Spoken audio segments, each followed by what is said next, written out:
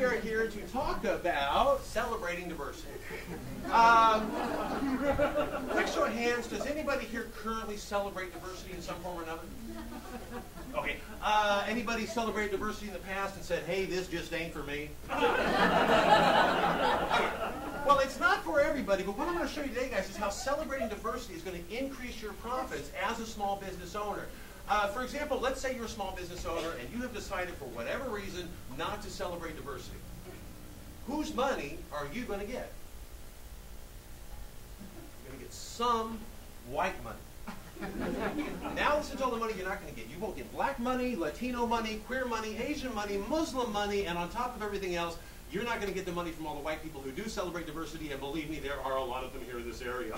Okay, because by not celebrating diversity, you're excluding yourselves from major money markets. Now, real quick, let's start with something specific called religious diversity. Religion is important to some people. For this, I'm going to give you a little visual here.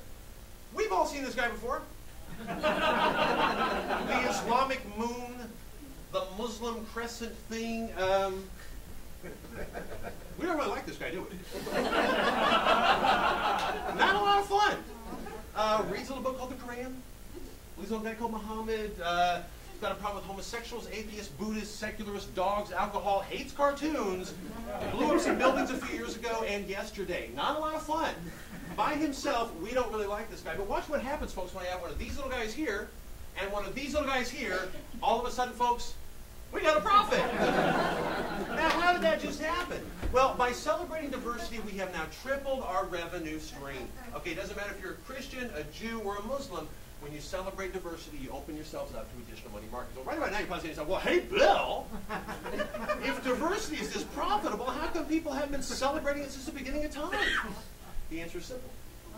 For a long time, small business owners, such as yourselves, were operating under the assumption that people of different ethnic backgrounds, different religious beliefs, didn't have any money. And to some extent this was true, particularly the blacks of the 1860s. I mean, these guys had nothing. So there wasn't any reason to celebrate diversity because you weren't going to get a return on your investment. And now the market has changed, guys. Market analysts have found money in black communities, Latino communities, queers, Asians, even lesbians, guys. Even lesbians have money. And guess what? It's the same money that you and I use. So the question you got to ask yourselves is, how am I going to get my hands on that money? You're going to do it by celebrating diversity.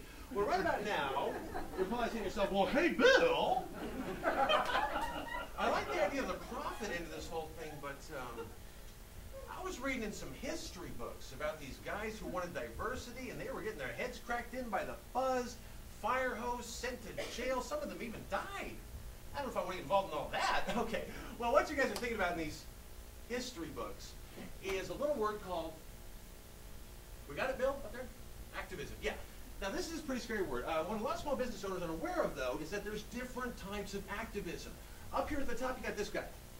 Real activism.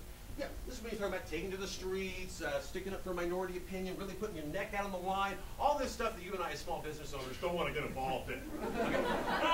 But down here at the bottom, you got this guy. Business activism.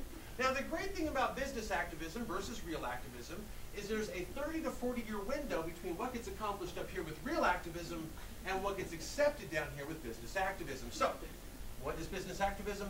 Business activism is simply agreeing with everything that the real activism of the past has already accomplished. It's very low risk. You're not going to lose anything. Okay? Break it down, guys. Which is easier, fighting for civil rights when there are no civil rights, or fighting for civil rights in the post-civil rights era? Okay? Right about now, you're probably saying to yourself, well, hey, Bill, I'm ready. I want to start earning signing up today. But wait, what should I celebrate in my celebration of diversity? Should I celebrate everything that's diverse? I would say no. You don't want to run the risk in your eagerness of over-celebrating diversity. I'm going to give you a little visual with this. LGBT. Now, we see this little guy an awfully lot around here, don't we? Myself, I had a BLT sandwich for lunch. I don't think we're talking about here.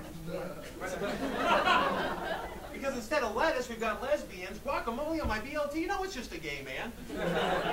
No bacon, bisexual, and this is not a tomato, it's a what? What is that? What is it? Transgender. What in the heck is a transgender?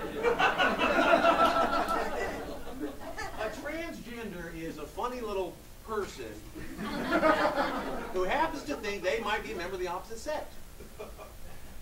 Pretty diverse. Should you celebrate it? I would say no, and here's why. As of 2008, there has only been one Oscar-winning movie about transgenderism. Boys Don't Cry, great movie, but only one. So there hasn't been enough Hollywood activism, which we're going to look at later on, combined with enough real activism to make it safe for you guys to engage in any business activism about it at this time.